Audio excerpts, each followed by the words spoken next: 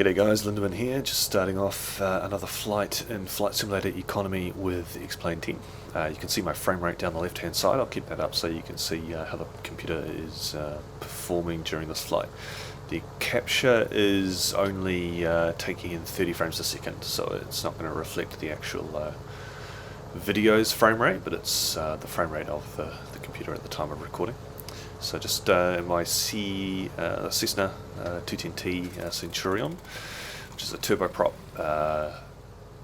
single engine Cessna, and I'm in Bali on my way from Europe to Australia, and this is basically the last leg before I make landfall.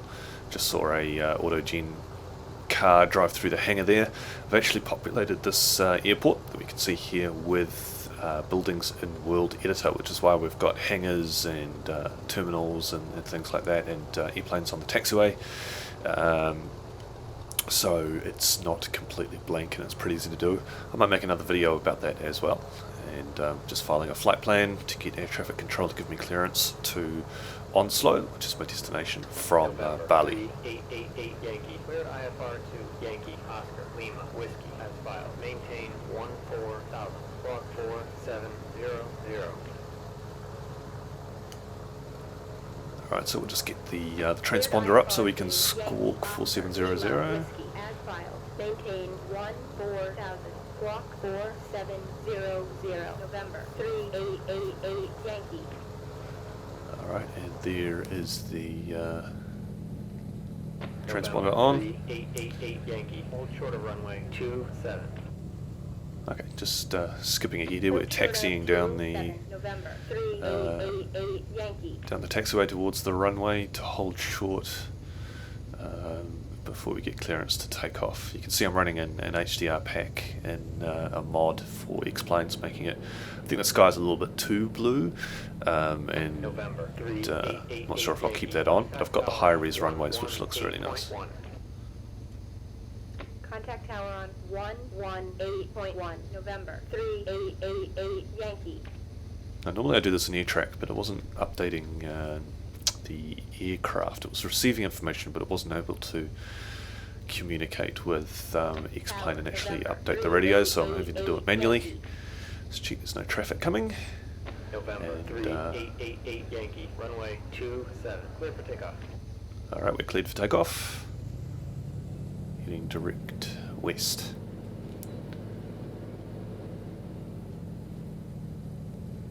I didn't actually confirm that last transmission, so the air traffic controller is going to repeat it. As I just pull out on the taxiway, and you can see off to the right that we've got the airport detail that I've laid down. You can see a hangar there with the aircraft out the front. We've got lights and stuff, and terminals and other hangars, fuel stations, all sorts of things that I've put down. I didn't have to do any of the runways or taxiways because that's already done. The air traffic controls already done. You can see the air traffic control tower off to the left there. You can get a little bit of a better view as we gain some altitude. That's the wheels going up, and I'll put the flaps up.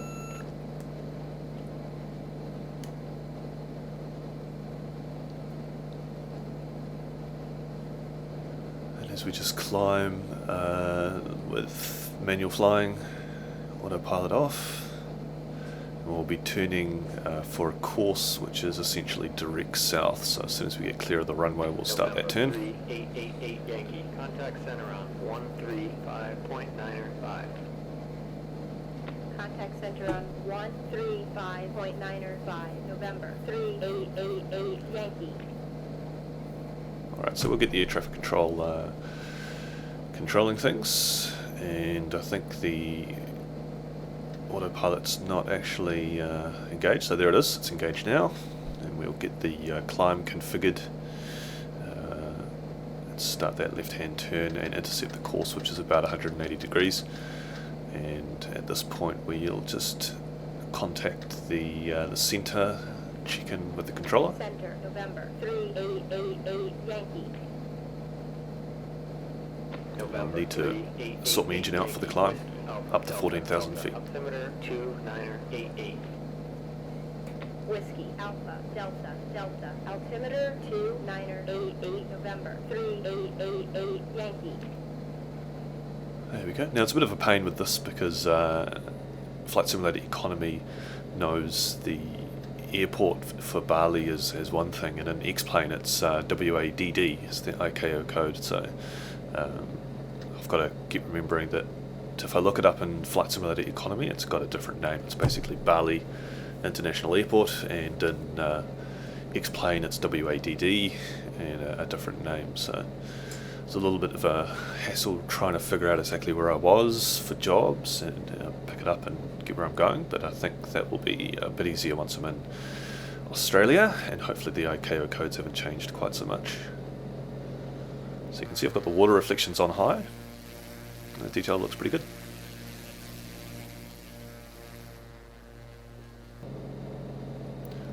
Alright, having a look at our flight plan here, you can see I've just brought up the Flight Simulator Economy website, and we're making a direct south course to Onslow to land at that little airfield there. I was going to go through Bali and make it a shorter jump, but then I saw this job and decided to pick it up. In the end, I'm not actually flying this job though, it wouldn't fit on my aircraft, but I decided to make the flight anyway. It was just a bit too tempting to get across and get to Australia with a big long over water flight, which is a bit risky with a single engine aircraft heading out over so much ocean. Yeah, so if anything goes wrong, it'd be fairly unlikely to make it to land. But yeah, it's just a simulator, so I thought, why not? Let's give it a go. 888 Yankee, descend and maintain 11,000. Okay, so skipping ahead, we've been told to descend from 14 to 11,000 in preparation for our approach.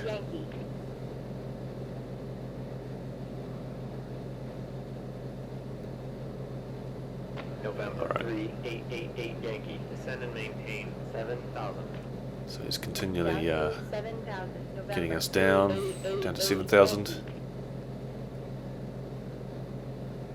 I've got the engines right back to almost idle, just the minimum on the green band, and to keep our speed basically around that cruise range as we descend. And you can see some small islands coming into view here as we approach the Australian coast. Yankee, fly heading 180. Vectors for the visual, runway 21. Descend and maintain 5,000. There we go, visual approach, runway 21. We'll be vectored in on that. We're actually told to turn to 180. I think we're pretty much on 180, so the turn's not necessarily, and we're just going down to 5,000 feet. Okay, so skipping ahead a little bit, we've come across the airfield, and we're just coming down in altitude with a quick turn to turn onto final approach. The air traffic controls cleared us for a visual in an untowered airport, so we're just setting up for the approach, and it's off, pretty much off our nose. We just need to make a slight right-hand turn from the approach heading onto the runway. So this is another airfield. What I do is before landing there in Flight Simulator Economy, sort of taking on a job, I go into World Editor and I plop down the buildings and populate the airfield so that when I get there, there's stuff on the ground and it looks a bit more realistic. Okay, so just making that right hand turn to get us online with that runway. Off the top of my head, I didn't really know what the weather was doing. I think it's probably a westerly, so there's a bit of a crosswind. The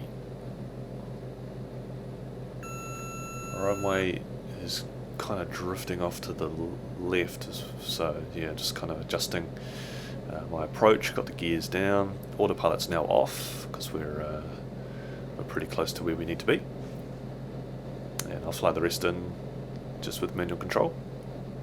So we've got the RPM of the engine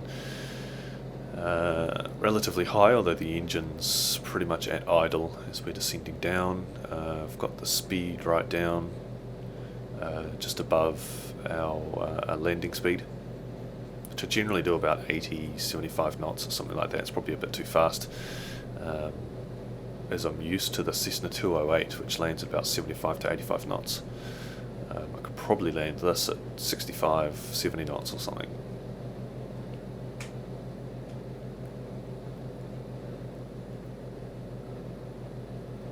Okay.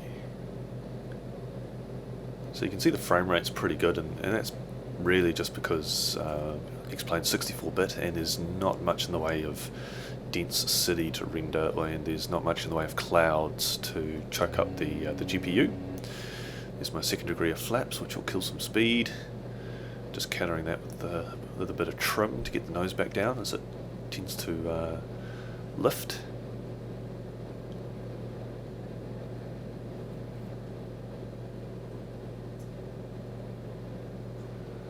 Coming on in. Now the patch for the next X-Plane release, I think it will have some tropical updates, so textures and things like that. I don't think they're going to adjust water necessarily, but we'll get some different ground textures for tropical areas. I'm not sure if that will include this kind of desert environment though, and also maybe urban areas will be updated as well. We'll have to wait and see.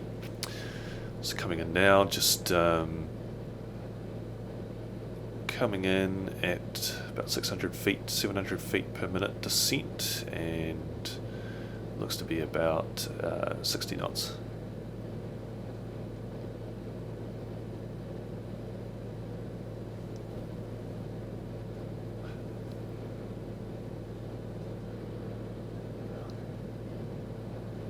Okay, just going through the checklist. Got full flaps, gears down, up and full forward. Fuel tank selected with the one with the most fuel.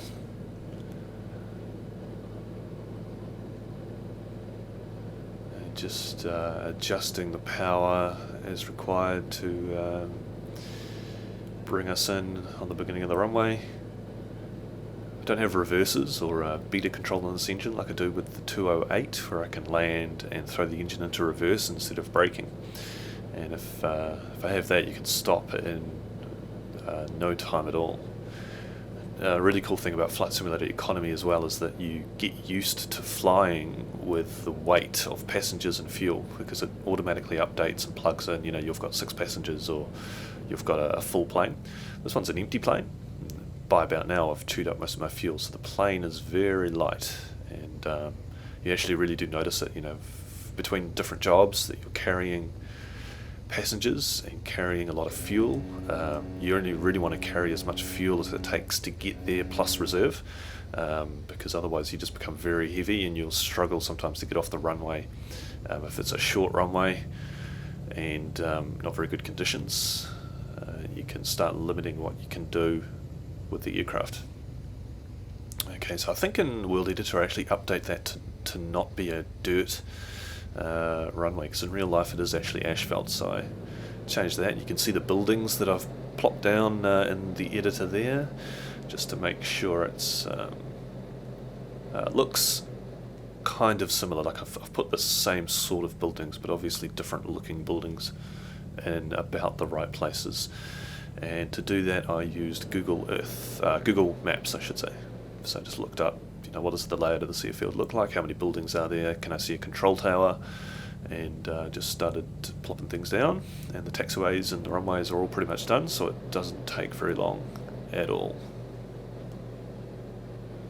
Alright, just taxiing across the dirt.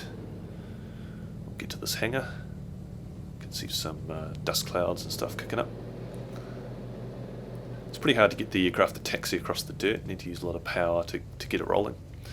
Once we're here, we can shut down. So that is it, all the way from bought this aircraft in Spain, flew it up through France to the UK, and then decided to take it all the way from the UK across Europe and Asia to Australia. So currently I'm flying it down Western Australia towards Perth, and then I'll probably pick it up and deliver it to our airbase in Alice Springs. So just shutting everything down, or trying to. There we go. And checking through, fuel tanks to off. There we go. Done. Haven't got the it all exactly done by the checklist, but never mind. I can open up some of the options here for the static objects, and that's it. Cessna 210T. Thanks for watching.